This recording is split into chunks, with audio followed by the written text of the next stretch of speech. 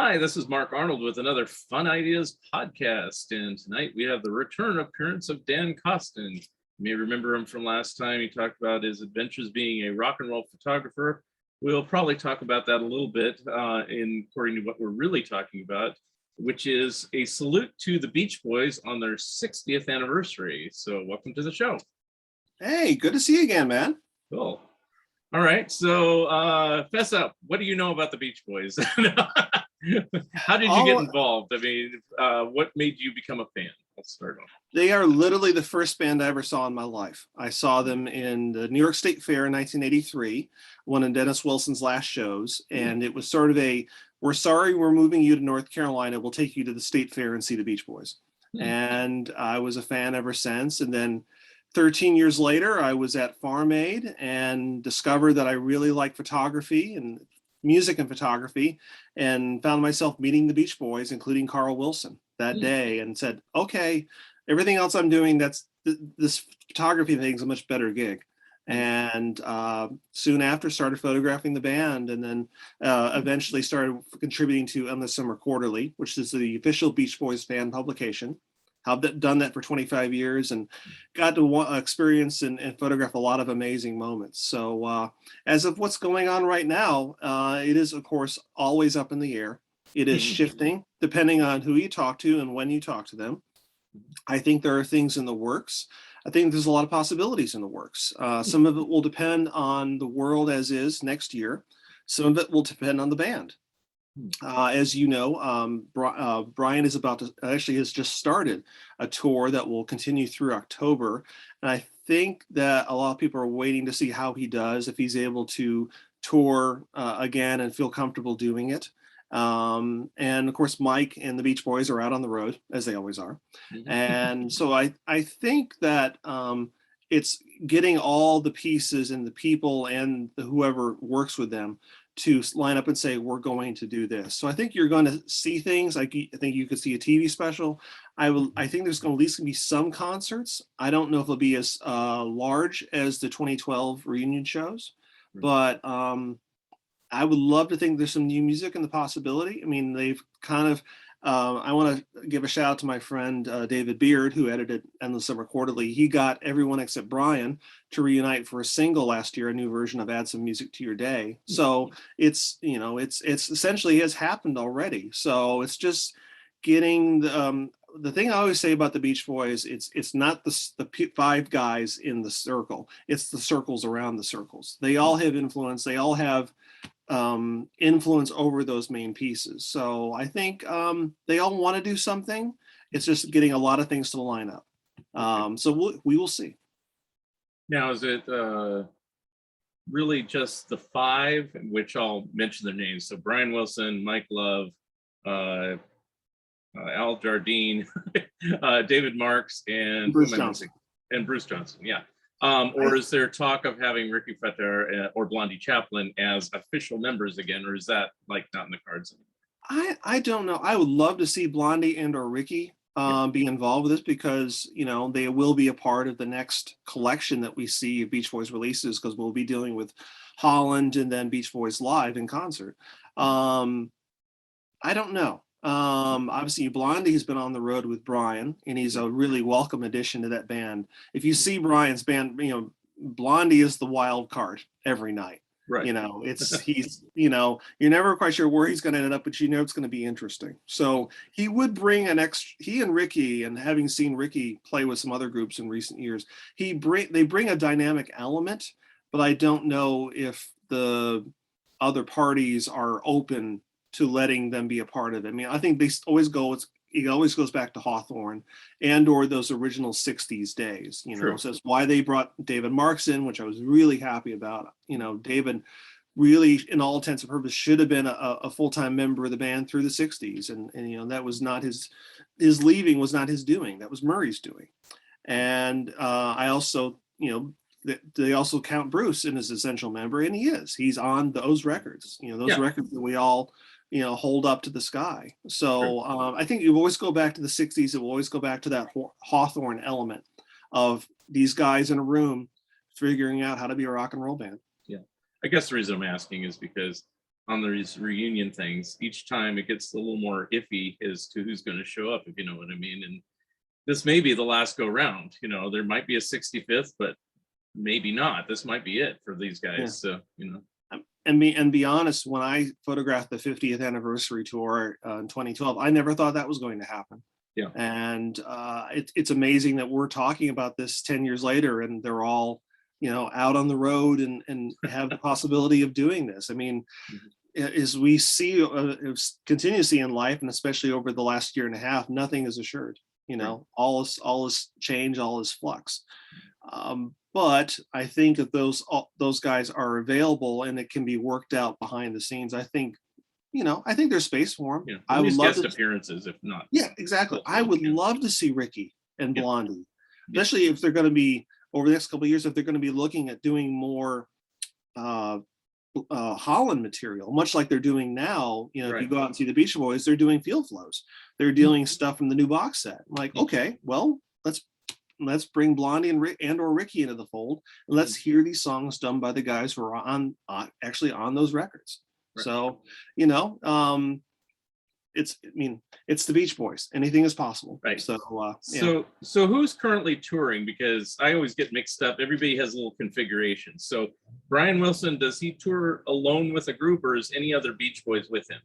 Well, he is touring with Al Jardine and Blondie Chappell. Okay. So essentially it's a group that you would have seen the last several years. Okay. And it's, you know, a number of the musicians that you would have seen play in the Beach Boys in the larger 2012 configuration, you know, members of the Wondermints that have been with him since 1998, and some other members. I know his son-in-law has been playing with Brian in place of Matt Jardine.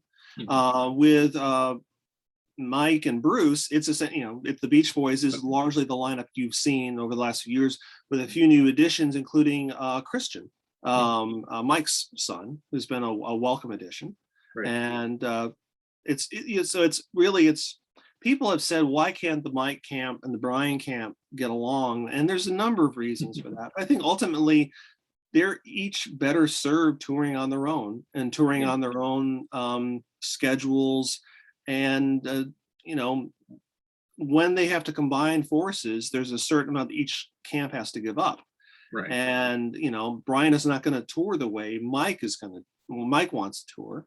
And Brian does like the freedom of having his own band to do the songs that he wants to do. So in the long run, I think it's been to the betterment of the fans that we've all gotten to see these different shows under different configurations. But would we love to see them all together again? Oh, heck yes. Yeah. So, The reason I asked is because, like, I know Al Jardine toured by himself for a while, and, you know, so I don't know the current configuration. I have a shirt here.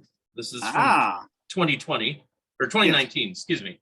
This is summer 2019. So that was the Mike version. And it was Mike and Bruce and his son and Mike's son and whoever else was in the band at that time. The last time I saw the Beach Boys, which was probably the first time, was about, actually I wrote it down here so I could remember, 1988. And it was the 5-piece lineup that basically did Kokomo, but with Brian. And Brian was actually on stage that day. I don't know if I told that story before. No. But Brian, of course, at that time was under Landy's supervision, as it were. And so they would bring him on tour. They wanted him on tour, but sometimes he was disruptive. And I went to this long gone theater in San Carlos, California called Circle Star Theater, which was quite famous in its day. It was like a rotating, the stage was rotating. So it was a circular thing. So if you had a bad seat, like if you're seeing the back side of the band, well, eventually it'd come around, you'd see the front side of the band and vice versa. Anyway, so the night I saw them, they played 2 nights in San Carlos that year. Brian was on stage and Brian sang, and he was doing fine and everything. And it looked just like they're happy, fun guys all together with Carl. There was no Dennis, as past Dennis, but everybody else. And no David Marks, he hadn't rejoined, for those listening. But supposedly the next night, Brian was having one of his episodes, for lack of a better term again. And so they let him sit at the keyboards, but they unplugged them and they unplugged his mic, and so he was on stage, but nobody could hear him. So I was fortunate that I saw him perform, at least back then, because it was always kind of a interesting proposition back then. In those times. And that's been understandably a hard thing for a lot of fans to accept. I mean, for those of us who saw Brian in 2018 when he was starting to have, more episodes of fright, or just he would be, those of us, I saw the show in Augusta, and it was heartbreaking because he's sitting there with this fear in his eyes. You just don't want to see in anybody you care about. And it was just all the voices were talking to him. So, this has been an ongoing, evolving thing for him for many years. And I think Brian is actually happier letting other people be the front person. I think, it's been nice to see Al, who, and I should mention, if you talk to certain people in both camps, they both say that Al Jardine has the best voice of anybody who's still out touring amongst them. I mean, Al's voice is held up amazingly well. I'd love to see Al take more of a place, but people come to see Brian Wilson, and sometimes having to be that guy, especially that guy who he was in 1966, is very demanding on Brian. So especially for somebody who is different, it can be different places on different nights.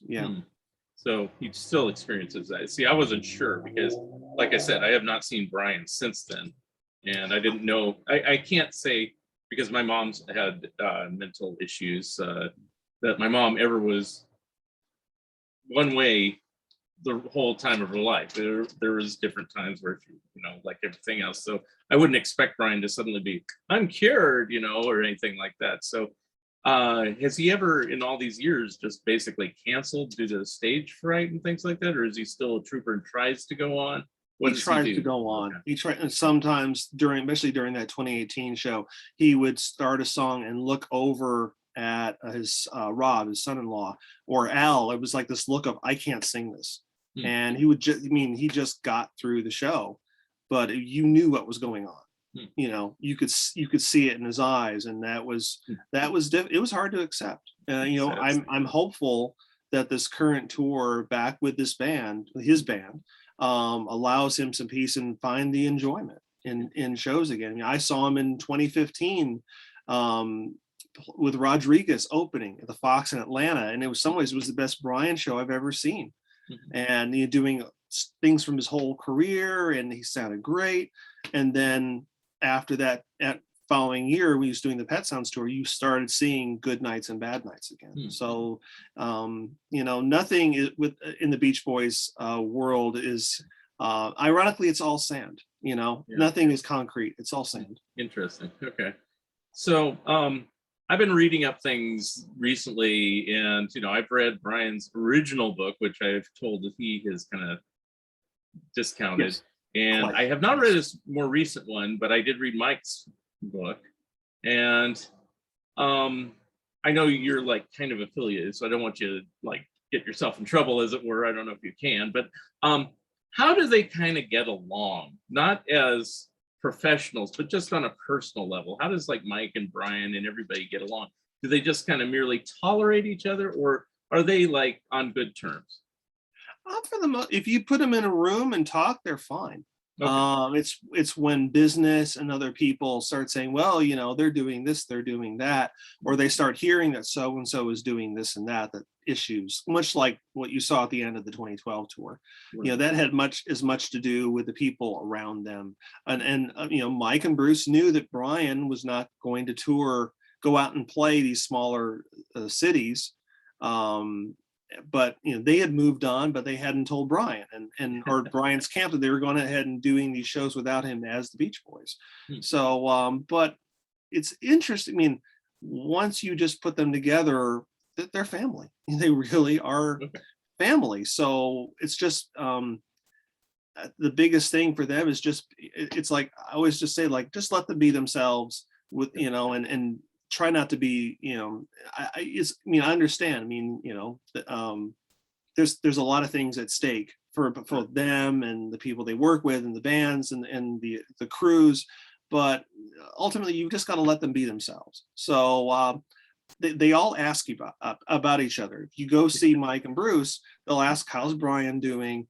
How's Al doing? They all in Brian's camp does the same thing. So they all ask about each other. So That's it's very cool. Okay.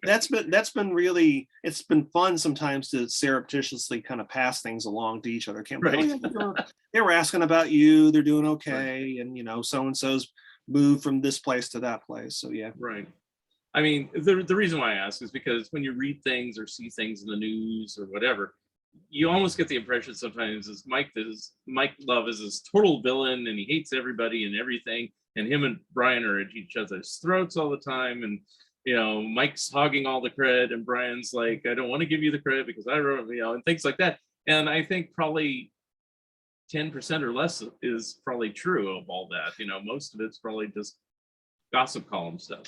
So There is, and yeah. it's very easy for a lot of people, and a lot of press, and a lot of fans to kind of fall into the Brian good, Mike bad kind of storyline, and but it's again, it's not totally true. It's if you read Mike's autobiography and Brian's autobiography, they are remarkably similar, just from different points of view.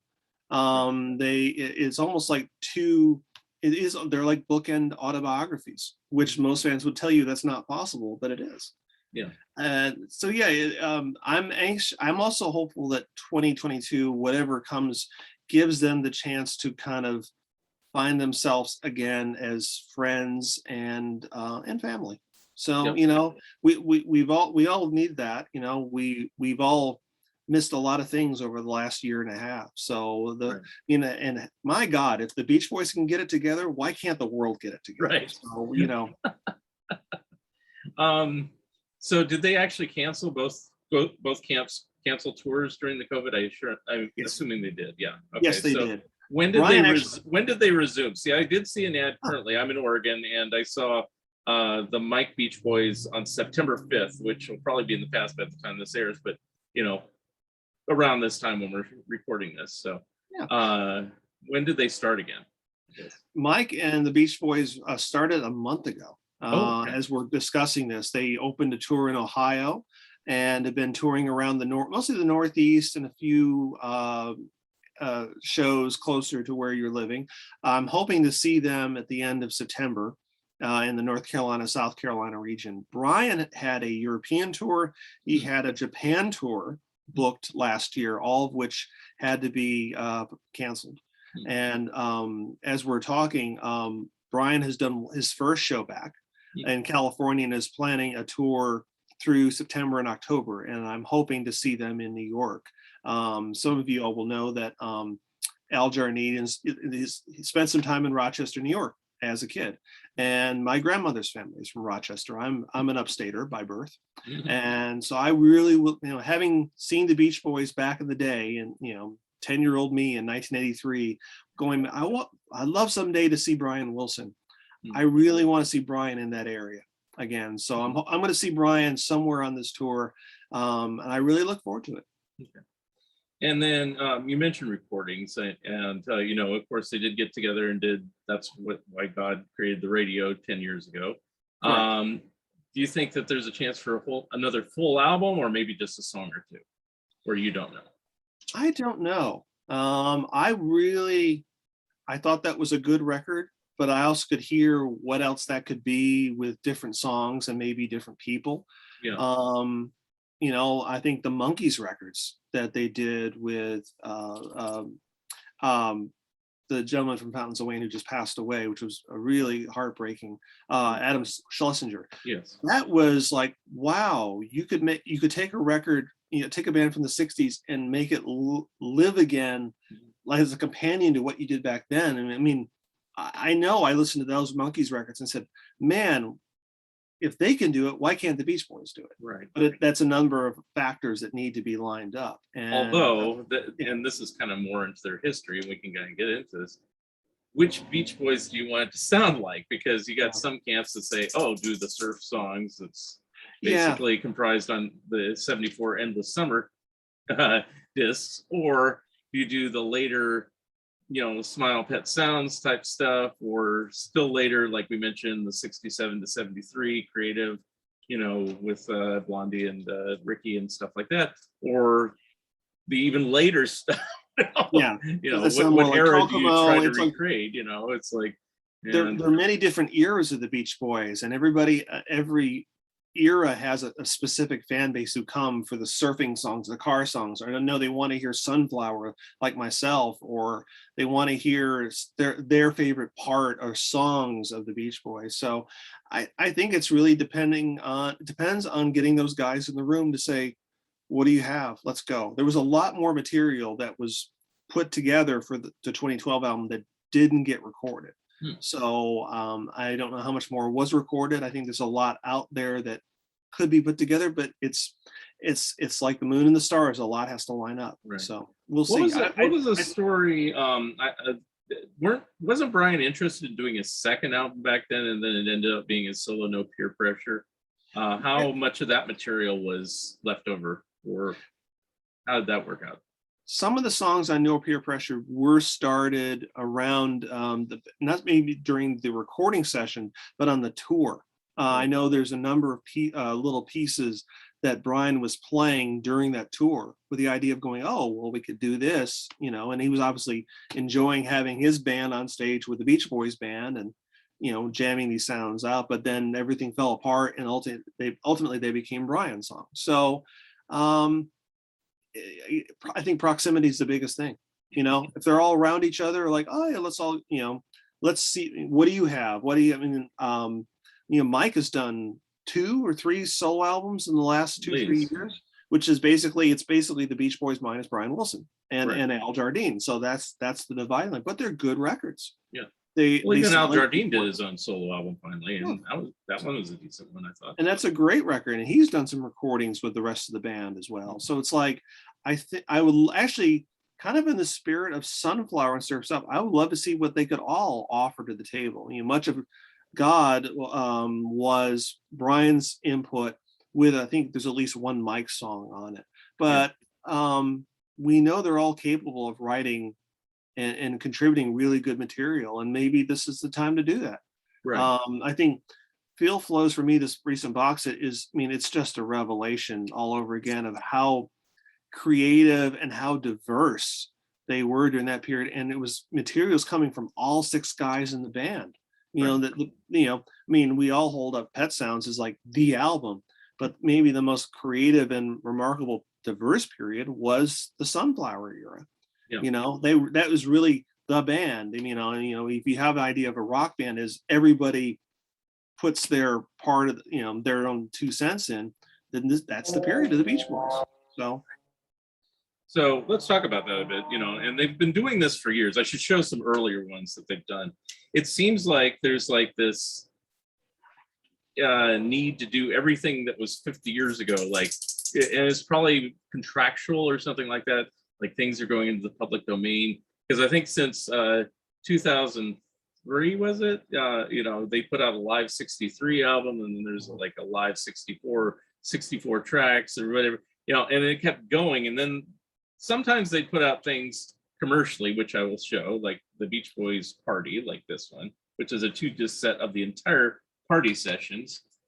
And then this is what frustrated me, is like they put out this 1967 one, which had the Post Smile stuff, but it stopped, at least on disc like this. And then there's like all these digital collections that came out from 68 and 69. And then I'll come back to that because I want to ask about that. And then they did like this one where they just overlaid The symphonic symphony, orchestra. London Symphony Orchestra. Yeah. And then of course we're talking about the Feel Flows. This is not the box set. This is a 2-disc version, but yeah, that's where we're at. So I assume by saying that there's going to be a Carl and the Passions, So Tough, and a Holland kind of double disc set coming out in the next couple of years. Is that what you're saying? Possibly. And Okay. yes, going back to your earlier statement, yes, some of that was 2 things. One is things were going to fall out of copyright after 50 years. So they were very aware that the majority of the digital releases you've seen have been because of that. And also it is much easier to promote something as like 50th anniversary. That is sort of a weird golden number. It's like it goes from 10 to 20 to 50. Right. In the music business, for like, you know, oh, this is a big anniversary, you gotta come check this out. Yeah. One thing that has changed, and one of the reasons why I think you're seeing such a focus on field flows, is Irving Azoff and his group purchased the intellectual properties of the Beach Boys. They made a deal earlier this year, and what I'm hearing from Alan Boyd and some other, who was the co-producer of the Field Flow set, was that they're absolutely behind this. Oh, And so, I mean, now the Field Flow set has been in the works for 2 years, before Irving got involved with the Beach Boys. But this company seems to be wanting to make the archives of the Beach Boys a focus. So I think that means can see more of these releases, but they'd be more of a physical release opposed to the digital release that you've seen in recent years. So, and I welcome it. I mean, obviously not the periods going forward aren't going to be the amazing purple patch that Sunflower and Surf's Up was, but as you know, there's always so much material with the Beach Boys that was left back in the vaults, and the well seems to be even more endless than we realized. So I welcome it. Yeah, and so that brings me back to this one. I mean, so I guess is there a chance for the sequels to this, let's say 68 and 69, coming out in a physical format at all, or do we have to wait like to the 60th anniversary in 2029 and 2028, or what? It just really disappointed me, and I'll say why. Because my favorite Beach Boys album is Friends, and I love to have the physical version of the Friends one instead of just this would have been like perfect, But anyway, go ahead. I do wish that they could have done a larger version. I think they were also this new set has been a kind of an awakening even to them, because I think they were like, well, how much interest is in this stuff? But look at the press and the billboards from New York to LA. I mean, this has kind of blown even the band away, like how much attention these things are getting. So I do fear you'll see, we'll have to wait a few years for a larger expanded version of Friends or Wild Honey. I mean, but I think what you're seeing now may be more the norm for releases to come in the next several years. Well, this one I keep holding up, this did have Wild Honey on. The one that didn't, it is a digital only version, is the Friends one and the 2021, and it's like, and there's a lot of good songs during that era. See, we can go over that too. Is my favorite era. It kind of is wider than maybe just the Field Flows era. Is like 67 post Smile to 73. Like that window is like my sweet spot on the Beach Boys. It wasn't originally, because when I originally learned about the Beach Boys, everyone else, Surfing USA, Surfer Girl, Surf's Up. Well, not Surf's Up, but you know what I mean. It's all the surfing songs, this book kind of tainted me, but it also made me more of a fan. You probably have seen this one, Dominic Priori's book about Smile. Well, it made me realize that there is more stuff to the Beach Boys post Pet Sounds, but it also annoyed me because it kind of acted like that stuff wasn't very important. I think it's always been an issue with the Beach Boys that they didn't have any hits from those records, or there was, it was like people got, it's like you could push 50 years of Pet Sounds, even though that was considered not a majorly successful album at the time compared to the previous releases. But 50 years of Good Vibrations, but it's like, I think there's been this reluctance in previous to go, 50 years of Friends. Well, how's the band? But opposed to you and me are like, oh yeah, heck yeah, bring it. So I think you'll see more of a willingness to push the periods that mean more to you and me in releases down the road. So I think it's coming, but we'll have to wait a few years. Okay. But we're kind of dealing with that on the beach with the Beatles as well. I mean, there's kind of a parallel. It's like that camp kind of figures it out for Sgt. Pepper, and then they kind of work again. It's a 50-year anniversary too, and I'm ready for them to do what they've been doing with Abbey Road for Rubber Soul and Revolver. But I know I'm gonna have to wait 5-6 years for it. Yeah. But also, like Giles Martin has said, I get Beatle fan. He says that the technology isn't quite there yet, which might be his clever way of saying wait 5 or 6 years. Yeah. Well, I think they had to get past the monolith, or obelisk, depending on how you view Let It Be. This Yeah. was a millstone, a millstone in pop music history that they had to get past and get released, because that thing's been hanging out there literally from the day that it was released in 1970. Right. So, And of course, it was delayed for a year because of COVID again. And so Exactly. here we are in 2021 celebrating the 51st anniversary. And we still haven't officially got all the celebratory stuff, but it's coming, Yeah. films and DVDs and CDs and blah, blah, blah, and whatever. Yeah, they're finally getting this to like that final release point. I think you will see these things finally get released in the fall, including the Peter Jackson films. But I mean, it's that release alone has held back all the other Beatles releases that you and I would love to see. Does that have anything to do with Beach Boys at all? I mean, I'll explain why. Back in the day, in the 60s, like Paul has said this, and I think John even said this in interviews, like they'd call each other. Paul would call Mick and say, do you have a record ready? No. Well, then we'll put ours out. When's yours ready? Ours will be next month. Okay. We'll hold ours back to the following. They'd arrange with the Rolling Stones so they wouldn't put a Beatles and a Rolling Stone record out the exact same day. So is that happening nowadays? Because they're still kind of connected to Capitol Records after all this time. And they don't really want to bombard people with a big chunky box set of the Beach Boys at the same time there's a big chunky box set with the Beatles. Brian and Paul, I think Brian and Paul still talk occasionally, but that's really more the respective camps, and it is Capitol too. Yeah. So, I mean, especially that era of music, I mean, those camps kind of have to train spot each other and say, oh, if they're doing that, well, we can do this. And I'm quite sure that the Beatles folks are watching what's happening with Field Flows right now going, man, we'd love to have the kind of positive press that they're getting for this release. So and there's more of a correlation even now than one might think. Right. I haven't checked the charts. I don't know if you're a chart person, but has this been doing really well? I mean, has it actually charted higher than the albums originally did? I would love to. I'm going to check that next week. Okay, because that's interesting. It's Sunflower. I think it says on here it went to like number 151 or something like that. Yeah, 151 originally in Sunflower. Unbelievably, Surf's Up at least made to a respectable 29, considering they had a few years of bombs, as it were, chart-wise. Mm-hmm. So, but that's still just there's a number of reasons for that, including Sunflower was believe it was the first release on Reprise. Yeah, and there's for however they felt about Capitol was still out there pushing their material, and they did kind of have to find their footing again through a new record label. And 1970 was a weird year, so I've heard. So there's a lot going on. So maybe it took time and people to catch up with the Beach Boys, even in 1970.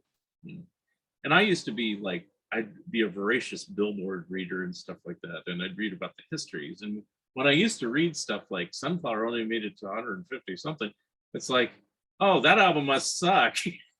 And I didn't realize the chart really doesn't mean a whole lot. People's tastes aren't necessarily in tune with whether music is really good, because and taste change. And now, I mean, it's funny, the Billboard charts really seems to be more singles focused again, much like it was 60 years ago. When the Beach Boys were coming up, it was like, oh, if you're really good or really successful, then you can make an album, but you got to have a song on the charts every week. And that's kind of where it's gone back to in our digital formats. So yeah, it's interesting how these come back again. I'd be interested to see where the box set charts, and then if it stays there. Those of us who followed the Monkees release of Good Times, it was so thrilling to see it debut at number 15. Right. Didn't stay at 15 long enough. Right. But still, like, that first week was like just so awesome to see. Like, yeah, I love that band, and they're in the top 15 on Billboard. Right. It's like when I was growing up, it was like your favorite band was not usually a band that was getting on MTV unless it was like midnight, or Sunday night at 1 a.m. Or maybe they got a little bit of radio airplay. It was always like your favorite band was just off the radio. So when it finally like broke through, it was like, oh my God, so and so actually got on the charts. So I think it's kind of like that again. Yeah. What's weird, and you grew up with this as well, it's like a lot of these groups, they just kept plugging away. And we're talking about Beach Boys, Rolling Stones, Kinks, The Who, and they just kept plodding along through the 70s and 80s. And, a lot of them did have that big dip in sales and respectability. And then they kind of all came back eventually, it seems like, and now it's kind of weird, like Paul McCartney's last albums topped the charts, and the Rolling Stones, I think their Blue and Lonesome at least made top 10, and things like that, whereas some of their more recent albums may have not done as well. And even the Beach Boys, I think, some of their more like God, That's Why God Made the Radio, I think we hit 3 or something, which was the highest in decades, and stuff that was like that. That was amazing. Yeah. I think one of the things, the correlations you can make between that, all the bands you mentioned in the 70s went out and toured their butts off, and they toured their butts off in the United States and built themselves back up into kind of these, touring machines. And it is interesting that a lot of these bands, the reason why we're still talking about all these bands is because people saw them live through the decades. So it will be interesting to see if the bands we're discussing, any of them can go out and tour the next year, continue this newfound momentum, or maybe we all stay home and discover more records. So I'm anxious to see what the next year brings, not just for the Beach Boys, but for a lot of touring acts that we're discussing. And you mentioned earlier that they're playing more Surf's Up and Sunflower material on tour. Is that both camps too? Or my understanding is that you will see a little more of the Sunflower Surf's Up era with both. I mean, Mike is out there playing Field Flows. He's playing a number of things from that box set right now. And, I need to go and check the most recent set list, but I know the early shows in Ohio, covered a good amount of material. And I think you'll see a little more of that from Brian too. Again, they're aware of what the other camp's doing, and Brian has always kind of like played welcome. He's done Friends on tour. He's done a little more from that record. He and Al would do like 2-3 song suites from Friends. I've seen that in recent years. So I think they'll be a little more open to playing things from that era. But I'm anxious to see what one camp plays and what the other camp plays. Is there anything that they're ashamed of playing, I guess, for lack of a better term? Or... that's a good question. It's thrilling to see him take on Field Flows, because I think for a while it was like, well, that song's really out there. Our fans really going to be into that. Well, now they're playing it. So I don't know if Michael will be playing Student Demonstration Time anytime, but the one that comes to mind, and this would be for Brian, is like Till I Die, which now has a more poignancy since he's much older and stuff like that. And he has played that in recent years. Okay, all right. He has played that. I've seen him play that and Surf's Up. He played it in Atlanta in 2015, and I was gobsmacked. Okay. It was so good. Yeah. Because I'm wondering about that. See, for years Brian would seems like he stayed away from anything to do with Smile and Later. Maybe played Good Vibrations, maybe. And then after he had that concert where he played the entire album, things like that, it's like, oh, okay, I can play all this stuff again. But is there any song later on that he's still uncomfortable with, to your knowledge? Or I'm sure he's not playing Kokomo, but since he didn't and he'll tell you how much he thinks that was a great song, but he knows it's more associated with Mike. Right. And that was during the period when he was not involved with the Beach Boys. Right. So there's that too. I think it's more of a general overall feeling for him. It's like certain eras bring back certain feelings, but he has surprised me in different years and saying, oh, we're going to do this. Part of the joy of having Blondie with him is Blondie will every night does Wild Honey.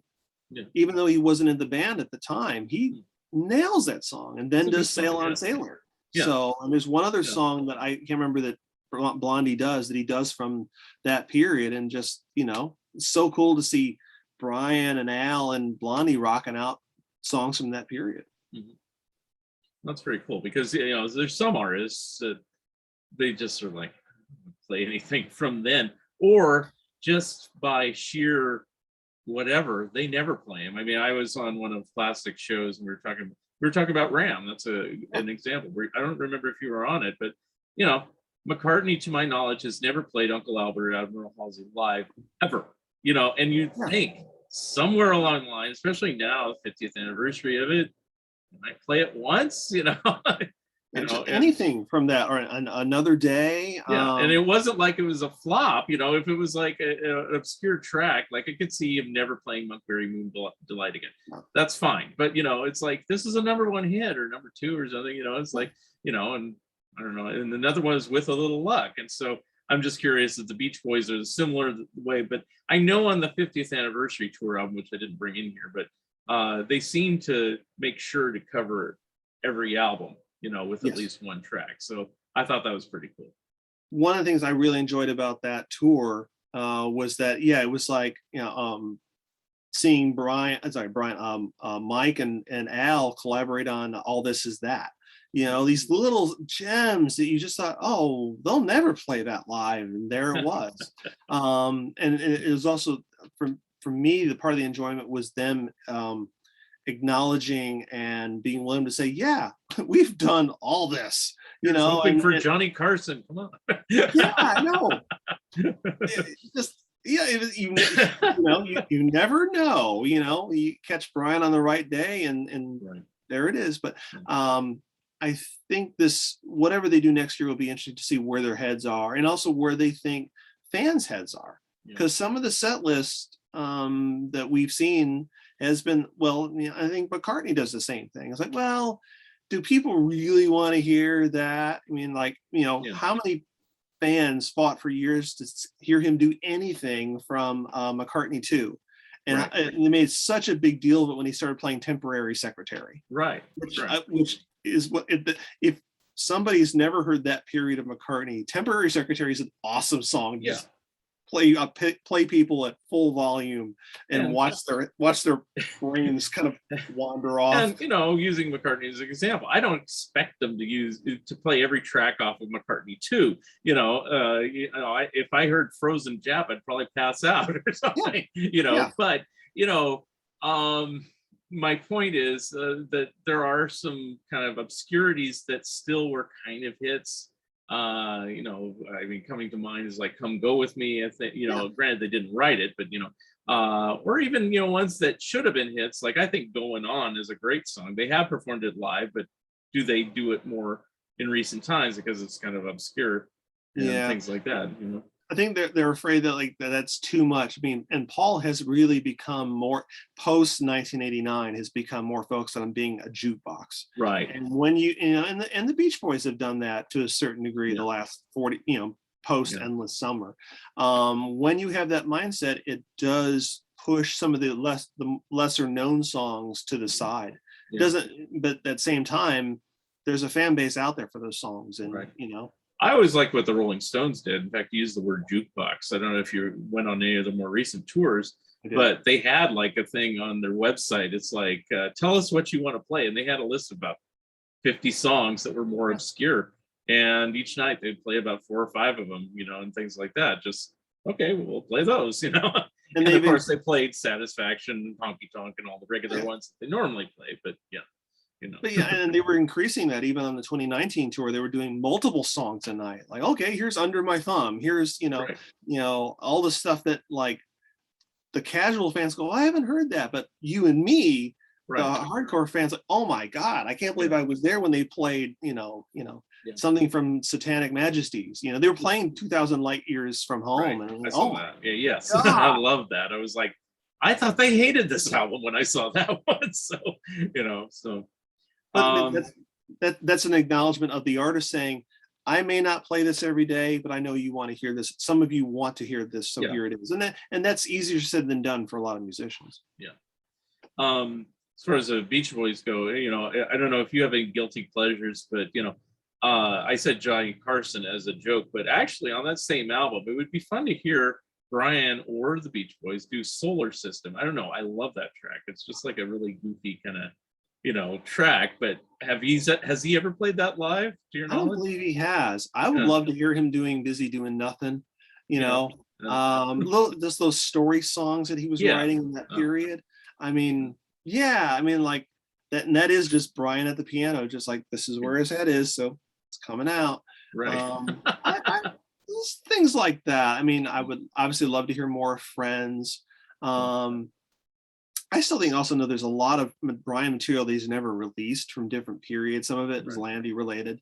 So I down the road, I would love to see, and again, it's getting him to be willing. Brian usually sticks to a set list Yeah. because it is easier for him to, say, this is what I'm going to be, this is what I'm be doing night after night in, night out. So it's not too many surprises for him. Right. But I would love to see him and the band be willing to play a bit. But I think that also would come with him being willing to delegate more of the frontman duties to Al or Blondie or someone else, which I think will come eventually. But it is the problem when it says Brian Wilson over the marquee. Right. People want to see Brian Wilson sing all these songs, even though Brian is 55 years older. That's a lot to take in. So we'll see. The next few years could be interesting. Now, there's some of these songs that and they have been released a few times, and then they're bonus tracks again on this. It's like, and I think they're great. Like Loop de Loop. I'm reading. I think that's a great song. And it's like, why was that kept on the shelf? What was their thinking? I mean, were there? This is the part of the history I don't really know that well. It's like, and I don't even think it tells it very much in history books. Is like, was a lot of stuff shelved because Capitol just said, you're not charting anymore, we're just throwing this on the shelf, and you're done, and we're just putting out 2020 because it's just like recent singles and garbage and getting you out of here, basically? Was that kind of what was going on around that time? There was that, and there was a lot of pressure within the band. I mean, they were very aware that they needed to get back on the charts. They were, going through this creative period and trying different things, but they also wanted to get back on the charts. And I think certain band members, especially there were certain band members that were emerging. They had to, the rest of the band had to be comfortable saying, yes, we want, Dennis, we want you to do more songs. And Carl was emerging as not just as a singer, but a writer and producer this period.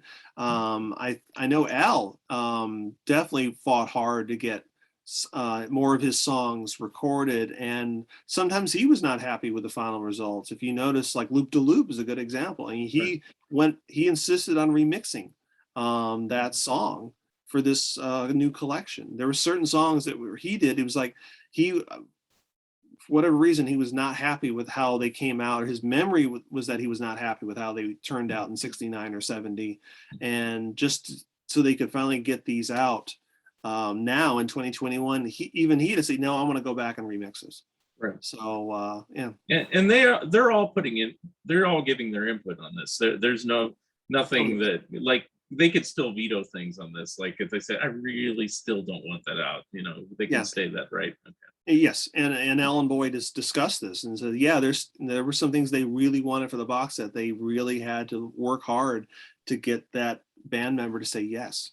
So it's still ongoing. There's still, complicated emotions going on even all these years later. Whereas my feeling is, I would rather, no matter how good or bad they feel about these songs, I am thankful that they all exist. And ultimately, let's hear them. Let's hear what's there, because it all speaks to the band and them as writers and individuals. It's like, again, these are a six-man band, all contributing equally. And maybe some things didn't hit the mark, but maybe they weren't supposed to. But it pushed the band forward into how they evolved through the 70s.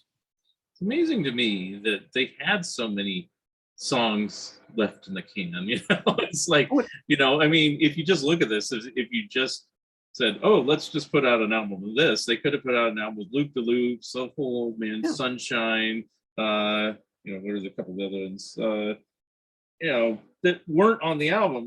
There's probably an album's worth of material of just unique tracks, not alternate takes or anything, that could have been put out between Sunflower and Surf's Up. Yeah.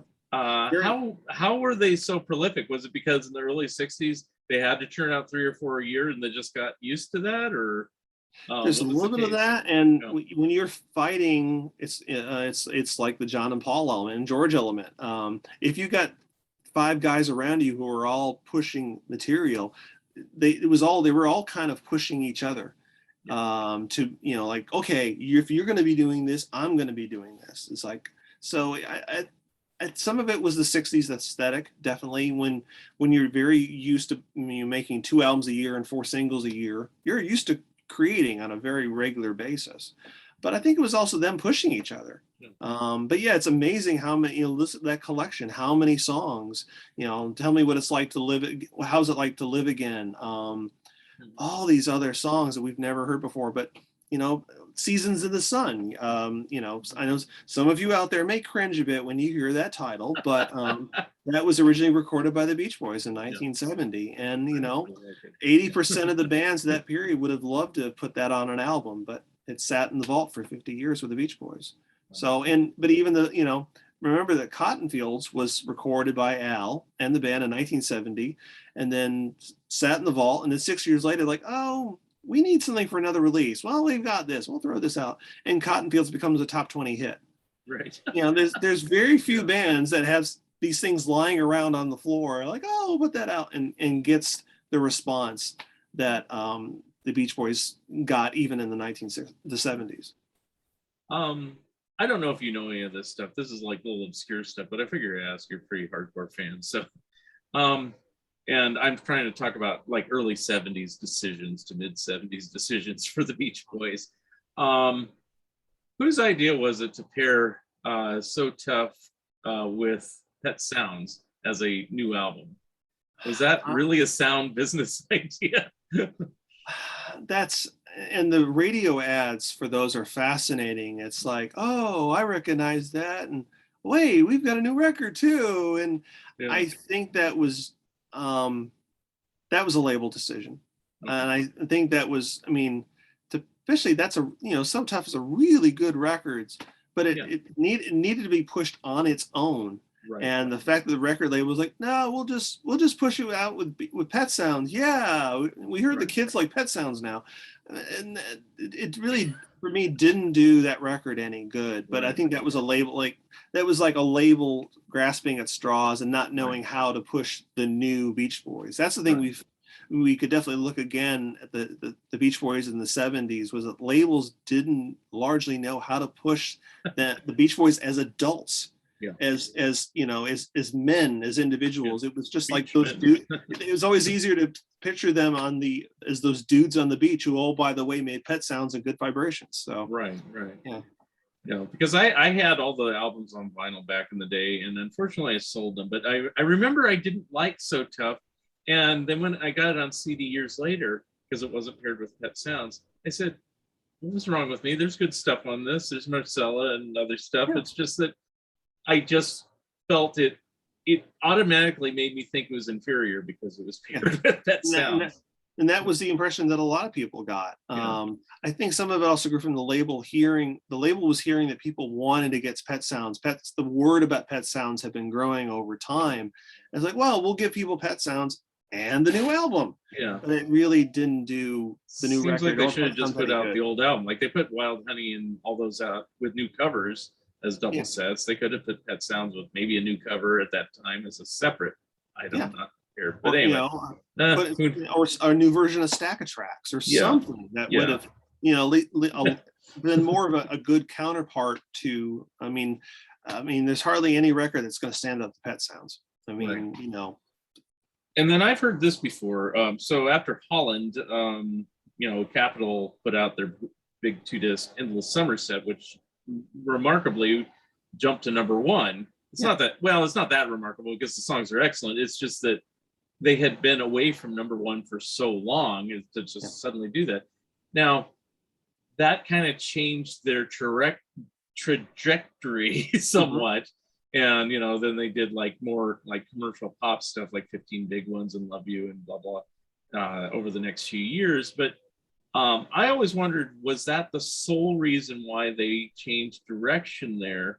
or was there something to do with like their father Murray Wilson dying around that same time too? I've never really gotten a concrete answer. I think it was a mixture of things. I think the Beach Boys got frustrated by playing smaller halls, and I know that they approached Jim Guercio, who was Chicago's manager, and Jim came and saw them and said, "If you guys want to be playing bigger places, you got to play the hits. You've got to play, the old songs." I mean, and Jim was one of the first people who said, "Think about your set as a jukebox." And then in that same period, the 50s are becoming hip again, and Capitol says, "Oh, what the heck, we'll put out the Beach Boys 60s, the early 60s material again," and it goes insane. And so it was just like, I think it was a double-edged, it was a couple of things happening at once, but Endless Summer, becoming this monster record, and them saying, you know what, how do we get back to being the Beach Boys again, with the big stadiums and this and that? Because I know that, they were, and you hear, you listen to the live recordings on this new set. Fans are responding to their songs, but they were playing smaller and smaller places. And right. For a band like the Beach Boys, who got used to being the biggest band in America, that takes a toll on your ego. Right. So I think it was a mixture of things coming together, turning them into the Beach Boys that we know from 1974 on. Right. Although I'll admit, I think Live in London is probably one of their best live albums. Yes. If only for just because of how relaxed they were. Yeah. I felt, like if you listen to the live concert from '64, they seem like, we got to impress, we got to do this right because we're being recorded. Whereas by 69 or 70, wasn't that recorded at the tail end of 68? It's all totally mistitled, and it's a 69 and it's not in London or so. I forgot all the details of how wrong the title is, but I just love Mike Love. If everybody hates Mike Love, it's like, listen to that album, you find that he actually is a very charming, witty, funny guy. And some girl in the audience screams and he goes, "Just sit on something." It's just hysterically funny because he's totally confident to just talk with the audience and be relaxed. Yeah, I mean, Mike is an ideal frontman, which is part of why it's easy for a lot of people to throw tomatoes at him, because he's the one out front every night. Right. But the Beach Boys as a touring unit largely would be very different and may not be out there today without him. And they found a comfort as they got older, saying, "This is who we are." We'll play some of the older songs, but we're going to do what we want to do. And so I think that makes, for a lot of us fans, that period up to 1974 more of a golden period. Is it's like, the Beach Boys grew up and still did amazing stuff. Yeah. And their 73 live albums are excellent too, That's a double fantastic live album. And you get to hear them with Blondie and Ricky go, that's a kicking band. I would love to have seen that band back in the day. I mean, much as I've loved every variation of the Beach Boys I've seen after 1983, I'd love to have seen that band back then. So how many times have you seen them then? I mean, I guess is it countless? I guess if you're taking photos. It's approaching 20 something at this point. So and there's I've seen Brian's tour. I first saw Brian do Pet Sounds in 2000, which was great. All through different shows, and then it blurs after a while. It's like, there was a couple times where the Beach Boys were playing in Charlotte, and I couldn't go to the show, but they were signing autographs at a car dealership. So I talked to Mike and Bruce at a car dealership in Charlotte, North Carolina. So again, it's like, how many times have I seen them or talked to them? It's like, but it's always say, like, you always look forward to the next one. Right. I'm looking forward to the next one. So are they, I guess they know who you are by this point and they're comfortable with you around and stuff like that. Do they ever say, no photos, please? Or they're happy to see you and stuff? They know who I am. I mean, one thing I always say about Endless Summer Recording, it's David's gig. And you have to respect that it's David's gig. So David is the one who talks to the band. I usually will say something if something that David's not picking up, or I try to be the quiet one there who's getting pictures and doing my job.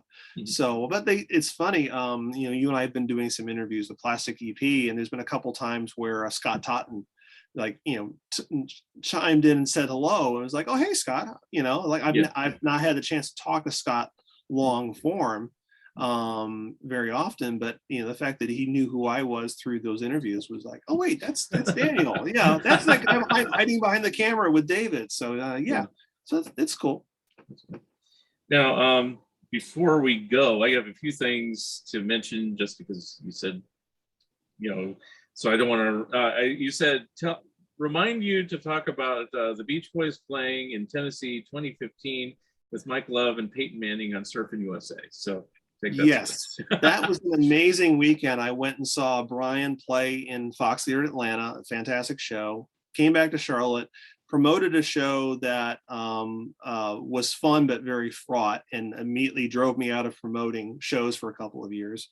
And then the next day, David and I went to Tennessee, I think Greenville, Tennessee, all we knew was be at this college at 7:00. The Beach Boys were playing a benefit concert. What we didn't know was it was a benefit for the hospital associated with the University of Tennessee. So basically anybody who was ever gone to U of T and anybody who's a famous sports celebrity was there. So, but we walked in through the back. We didn't, we just like, oh, it's just another gig. So I'm standing next to Mike Love, listening, and we're all chatting about something, and Peyton Manning walks up and says hello. Okay. And immediately I'm the Beach Boys' best friend because they all want pictures of them with Peyton Manning. Right. So, and then Dan Marino starts walking up, and like, and full disclosure, I was, one of my current past former lives was I was a sports writer. I was a sports writer for 5 years, and now I do the photos for the Sports Writers Hall of Fame here in North Carolina. So I'm going, oh my God, this is a music in a sports geek's dream. So Peyton is there with Mike, and Mike says, hey, you want to get up and sing with us? And Peyton's like, yeah, I'll do that. So he says, what song? I love Surfing USA. And Peyton says, what's the lyrics? So I'm sitting there with Mike Love teaching Peyton Manning the lyrics to Surfing USA. And this is how crazy the night was. The band was supposed to start at 7:30, and they said, before the band comes on, we want to introduce all the sports folks, the VIPs that are here. They lined them up across the stage and had them all say hello. The introductions took 45 minutes. Oh, geez. The band didn't go on until 8:15. Meanwhile, I'm just shooting away, just in the hog heaven. And at the end of the night, everybody came out to dance and Surfing USA, and like, this is paused, and then Peyton Manning walks on stage. People lost their minds. He sings flat because of the commercial he does. I've had people said, what does he sing like? He sings like Peyton Manning. He sounds like an NFL quarterback trying to sing, draw your own conclusions. It's on YouTube, by the way. And immediately after the show, the band's like, oh my God, can you send us pictures? We want this, we want that. And I drove home that night. I drove home to North Carolina 3+ hours away, just going, what in the world did I just witness? But it was just, again, it's like you walk into these gigs every so often that you're just like, I'm so glad I'm here for this. I think you and I have told this, I've told you the story before about in 2012, where the venue I was shooting them at wouldn't allow photos to be on 3 songs. They were like, had to put your car, my gear back in the car. Meanwhile, I've got 7th row center tickets, and everybody around me's got a video camera, but photos, sign of the cross and all that. And I'm going, if I don't take pictures of this, it's going to haunt me the rest of my life. Right. So I ran to the front. I said, oh my God, I got an emergency. Can I go out to my car? I said, yeah, fine. So I went back to my car. I put my camera body in one sock. I put my lenses in my other sock. And I had another lens in my back pocket, and I pulled my shirt tail out so they wouldn't see. And as I walked back, I made eye contact with the attendants so they would not look down and see that these things were bulging out of my socks and my pocket. And I proceeded to shoot the second half of the show, with Brian playing bass and all these things and taking final bows. And it was, life's too short. You never know when you're going to see these things, and you walk in these moments, and it's like you got to live it, you got to experience it. And for me, I got to photograph it. Mhm. You know, this is all part of the journey. So on these tours and everything, in general, you do both just candid and pose pictures, or only candid? We've done some short canon, not full band posed. Obviously, Okay. you know, there's certain photographers they work with, and that's their gig. Mhm. I was this close to getting to do pose shots with Brian and Jeff Beck on that 2013 tour, but then things again, Hmm. there's a lot of hands backstage, and you know, so that didn't happen, and it's a shame, you know, because that would have been really.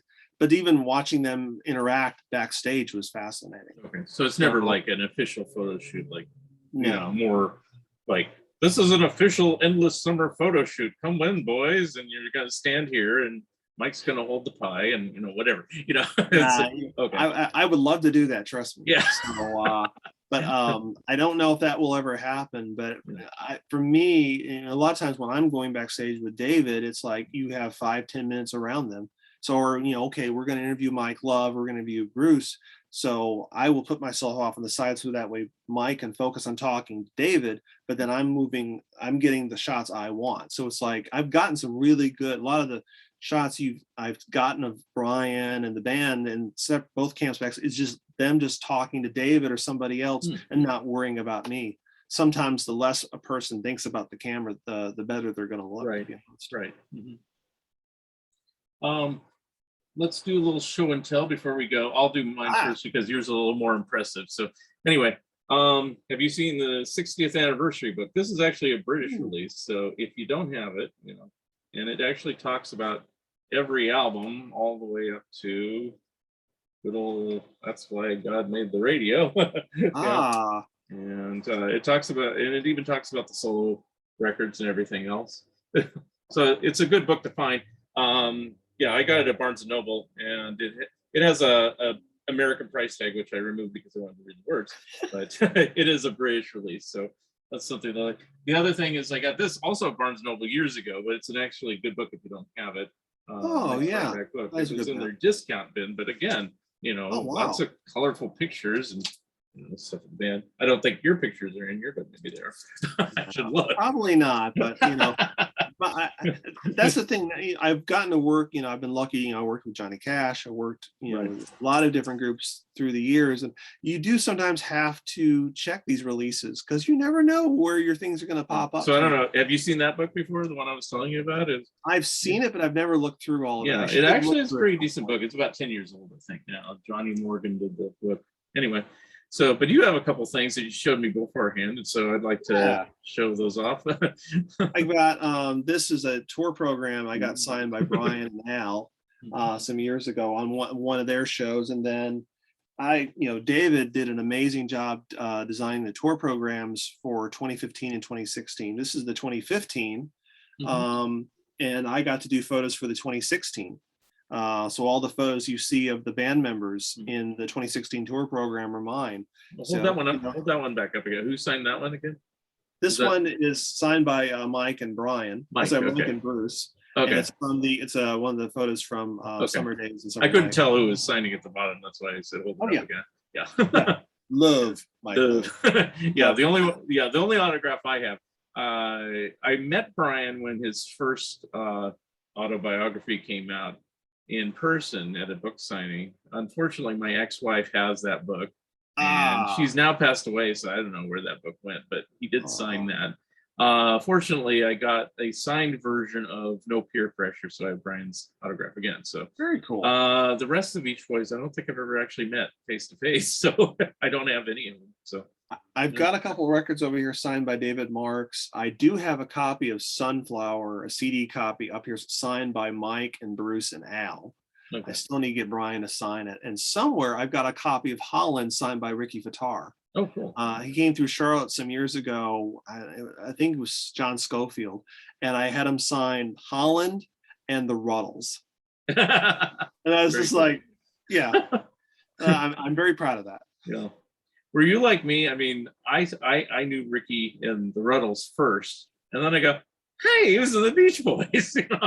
That happened to me too. It's like wait a minute, that guy was in the Beach Boys on Yeah. drums? Yeah. He's the guitarist. I just thought that was funny. I'm like, dude, that's massively impressive, Yeah, a legend that will last a lunchtime. So, exactly.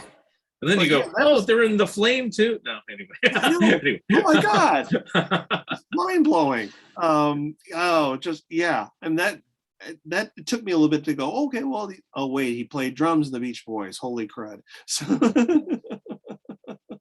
but yeah, I got this the couple. I've been lucky to. I don't seek out autographs, but I been lucky to get some of these along, or just someone like the Sonics, or somebody gave me a signed copy of Odyssey and Oracle signed by the Zombies, including Chris and Hugh. Yeah. And so it's like I'm not going to say no to that. So those things I treasure greatly. Yeah. Actually, I have a signed copy of that too, because a friend of mine saw them and he got an extra copy and said, "Here, birthday gift." Oh, cool. Because I wanted to see Brian when he toured with the Zombies, but it was just timing and everything. It was right about the same time I saw the Beach Boys here in 2019, and I just said, can't afford it. Don't want to drive to Portland. It's like it was 2-hour drive. I was like, I'd had just enough work through that tour that I couldn't get to any of the cities to see Brian, because it was the Zombies with all the surviving original members. Which yes, if you go see the Zombies with Rod and Colin, it's great. It's very cool. But seeing them with Chris and Hugh, that's like the secret sauce. That's like when they do Odyssey and Oracle, that's them. That's the band that made the Zombies. And I really wanted to see them with Brian, but it just didn't work out. But I saw them twice in previous years do. So I was lucky to see the original Odyssey and Oracle shows in London, 2008. And all these things that were supposed to happen didn't happen. And then in 2015, I flew to Denver to see the first US tour of Odyssey and Oracle. I ended up doing pose shots with the band backstage, getting a signed autograph. All the things that I wanted to have happen in London happened in Denver 7 years later. Go figure. And I think I've rarely been that happy in my life, like leaving that show, just going, it's like, all these years later, getting to work with the Beach Boys. It happened. Who knew that you could dream this up and all years later it would happen? So keep trying, kids. Keep dreaming. Yep. Well, we're probably at the end of the show. Now, we started off the show, you kind of said what the Beach Boys may or may not be doing, but what do you think is coming next, through the rest of 2021? The band is both camps are going to be touring. I do recommend going out and see them. I mean, check out what the Beach Boys are doing now. I mean, I'm really happy to see them embrace all the different eras of the band, which was, again, one of the joys of the 2012 tour. I'm anxious to see what Brian gets into on this tour. And I think if he comes through this tour and is in a good place, I think that's going to set up whatever comes next with both camps.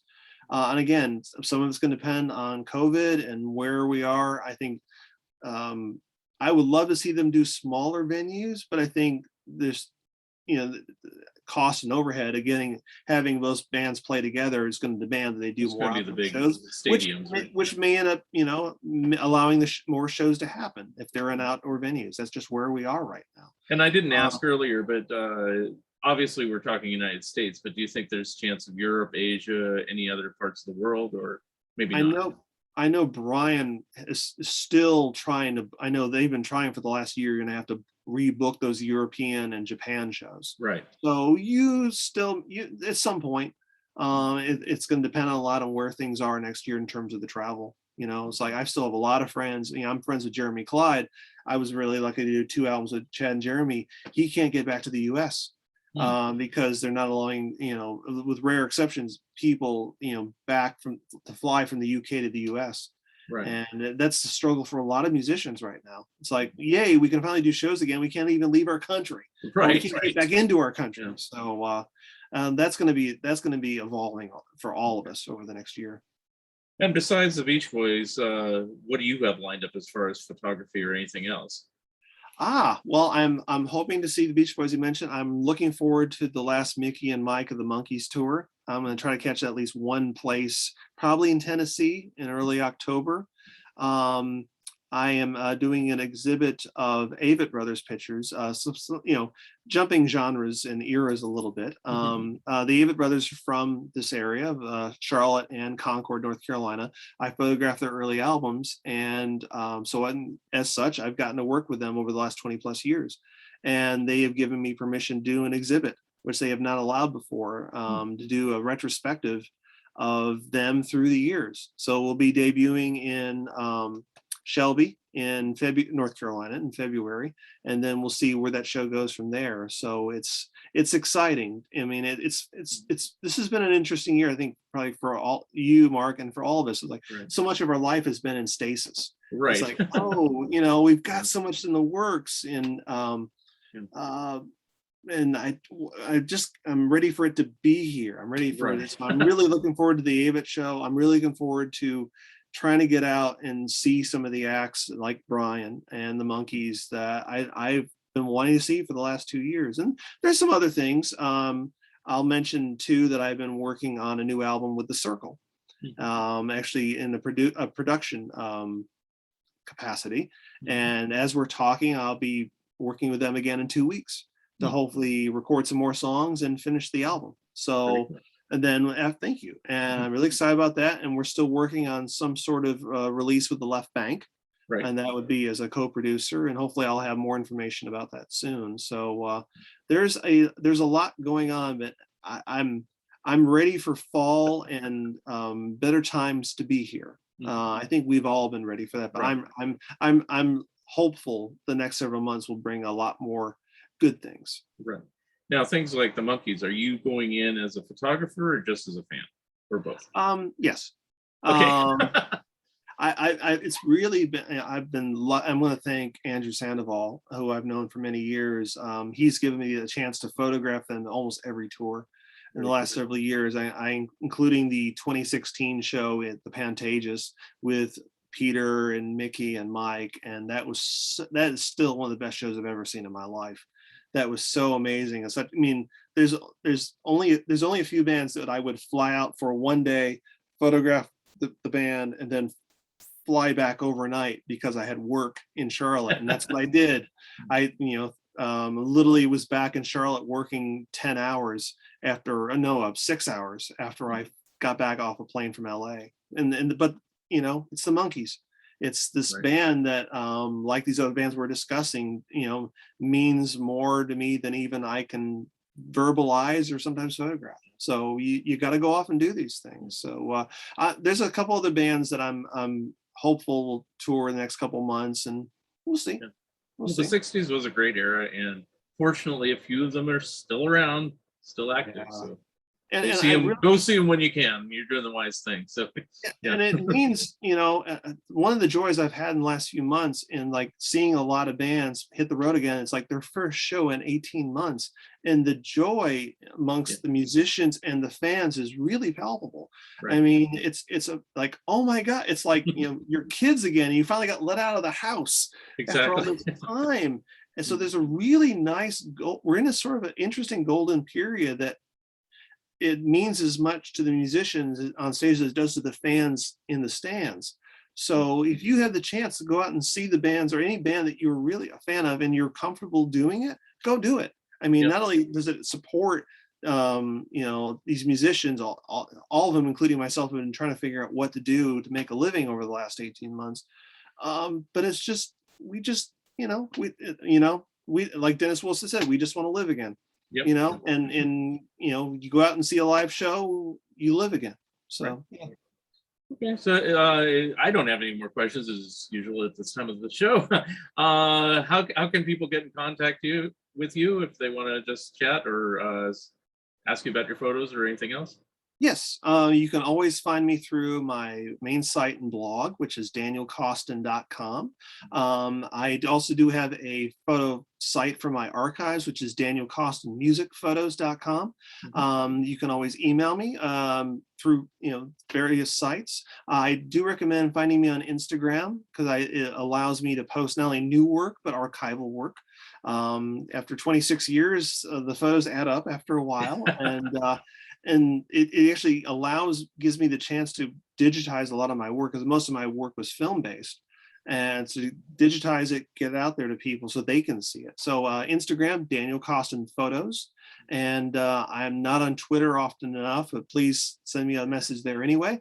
And Facebook is just me, Daniel Coston. Photos always of my late cat, Milo, because even now he's much cuter than I have ever been. So, come say hi to Milo, and just Daniel Coston on Facebook. And really, I hope everybody that checks us out says hello, and please send me requests. And hopefully I'll see you guys out in the next few months. Very cool. Well, I want to thank you, Daniel, for being my guest again. Yeah. We'll probably talk again about Beach Boys or something else in the future. In the meantime, before the next time I see you, if I know you probably have this, but anybody who's out there who is curious, this is an excellent era. This is an excellent set. This is the 2-disc set, but there's also a big box set with like 5 discs. So get that anyway. Please All get right. that. I mean, I listening to this again yesterday, listening to the full collection. It's like, this is such a revelation. Yeah. I mean, it is almost like the Beach Boys from that era dropped a new album on us. It's just like, it feels like that to hear this collection again. And man, that's a joy that I will take any day of the week. That it's out there. All right. Well, thank you again. And thank you for another good Fun Ideas podcast. Thank you, Mark. Talk soon.